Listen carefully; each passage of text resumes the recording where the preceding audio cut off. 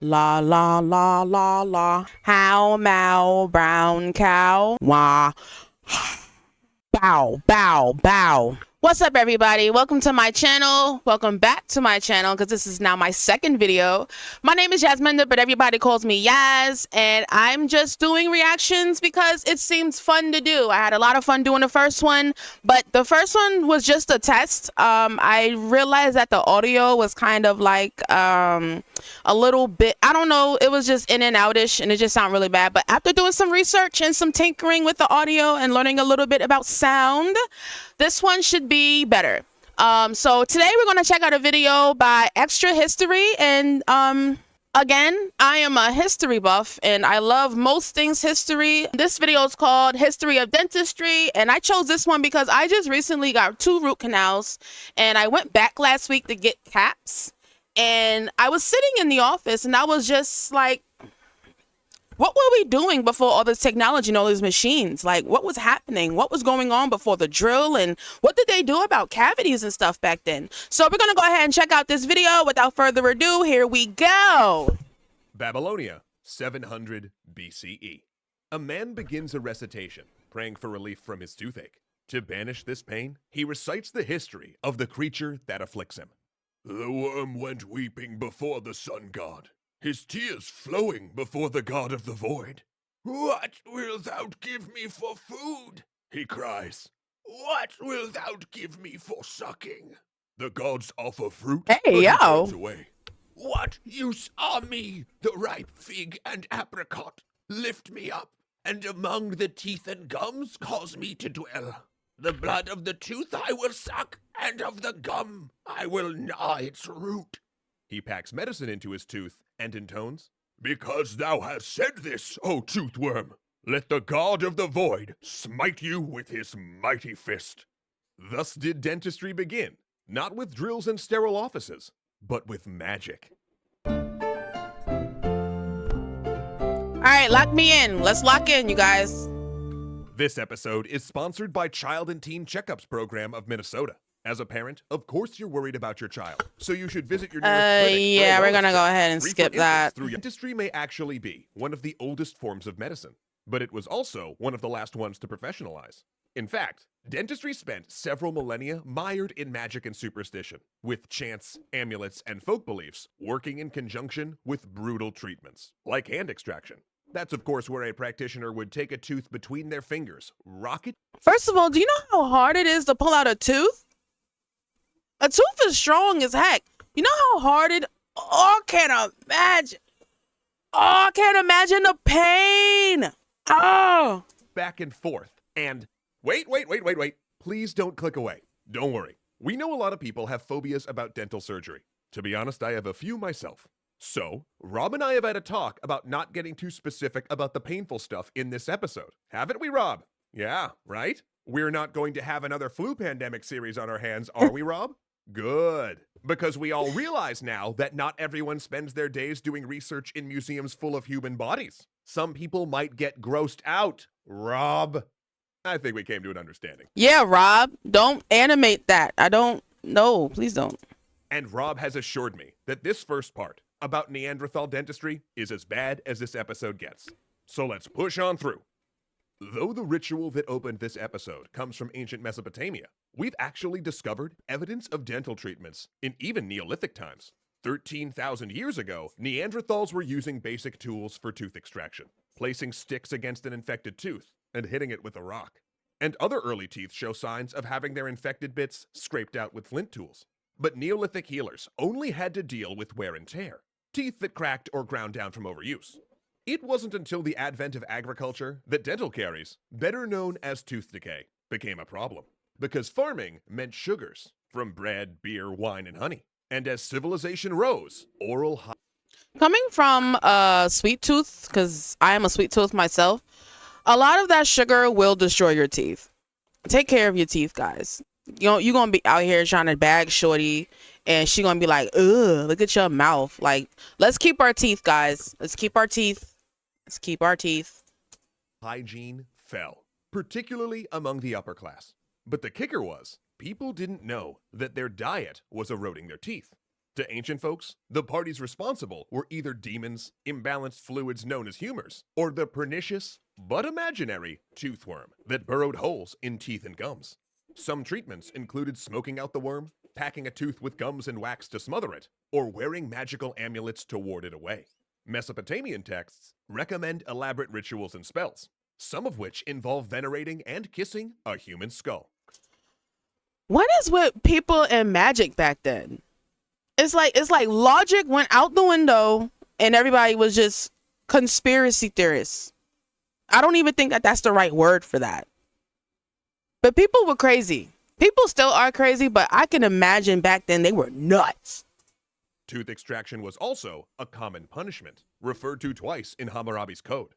Because in the ancient world, an eye for an eye, a tooth for a tooth, was not just a catchy saying, but a system for meting out justice. But other societies, like Egypt, considered dentistry a high art. The tomb of court physician Hesire, dated 2660 BCE, is decorated with hieroglyphics proclaiming him as the greatest of those who deal with teeth. And in addition to looking after the pharaoh's teeth, he was also given offices. I'm not digging in my nose. It's just that the allergies the pollen is crazy right now and it's just a little itchy. So I'm not digging in my nose. It's just itchy. Like keeper of the royal records and guard of the pharaoh's diadem. It appears that high office regularly accompanied those who looked after the royal teeth. Another Egyptian palace dentist, Kui, was rewarded with grand offices that spoke to his skill treating the pharaoh's digestive system, including the prodigious title, Guardian of the Anus. But grand titles aside, Egyptian... I don't want a title, Guardian of the Anus. That is weird. Dentists were also well known for their pain relief drugs, most made from opium or literal poisons. They also used mouthwashes, burned substances to fumigate the mouth with smoke, and did tooth extractions by hand. Further east, things were not quite so dire. The most advanced dentistry of the ancient world happened in India, where Vedic texts mixed religion with sound oral advice. They urged daily teeth cleanings with paste and a soft piece of shrub, also mentioning doctors who can scrape away plaque, and jewelers who wire loose teeth to stronger ones with gold thread. In fact, some surviving dental tools look a lot like the ones we still use today. Things were also advancing in the West. In Greece, the medical scholar Hippocrates and the philosopher Aristotle both wrote about dental practice, throwing aside the superstition that surrounded toothaches and instead studying the eruption patterns and blood supply of teeth. And like in India, the Greeks also wired loose teeth and practiced extractions. Those are some bomb grills. I know they grills is bomb. With a pair of forceps bearing the nightmarish name of the Odontogon. Yet even these philosophers fell victim to mixing in belief, uncritically repeating an old superstition that men have more teeth than women. It wasn't until Rome, however, that ancient dentistry came into its own. Though dental bridges, replacement teeth put into a plate and anchored to remaining teeth, did predate Roman dentistry, the dentists of the Eternal City invented gold crowns and made dental prosthetics out of materials like ivory, bone, and hardwood. And Rome marked the first time that dentistry began to be seen as a separate, and to a certain extent less prestigious, form of the wider medical profession. Yet there were also people who pushed back on that. The Roman medical writer Celsus, for example, began arguing that oral health was actually a reflection of the overall state of the body. But regardless of its practitioner's status, Roman dentists began to make advances. One Syrian surgeon living in Rome was the first to use drills and circular saws. And that's where I wanted to get to, because Jesus Christ, to drill into someone's tooth with electricity is already difficult. That's why they have to numb you. But imagine not having any type of painkiller and no electricity back then, and someone drilling a tool into your tooth. First of all, if you don't go into shock from the pain, I would probably get up from that chair losing my sanity. I would literally be a crazy person, but I would be a crazy person with a clean tooth. All right, enough yapping. To open infected teeth, expose the pulp beneath, and... Okay, Rob, that's too much detail. We talked about this way too much. I'm just gonna skip ahead, if that's okay.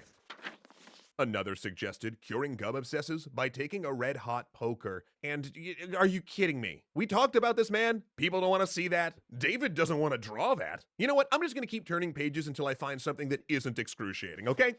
Oh, that's a big nope. No, give it to us. As a mouthwash? Let us have it. Really? Oh, okay, here we go. In the Middle Ages, dentists and those suffering from tooth maladies could call on Saint Apollonia, who was martyred when a mob yanked out all of her... Rob, seriously, who hurt you? You know what? We're just going to jump into early modern times. He has a fear of dentists. He doesn't like dentists, so he's trying to squander their name. That's probably not the right word. I need a dictionary.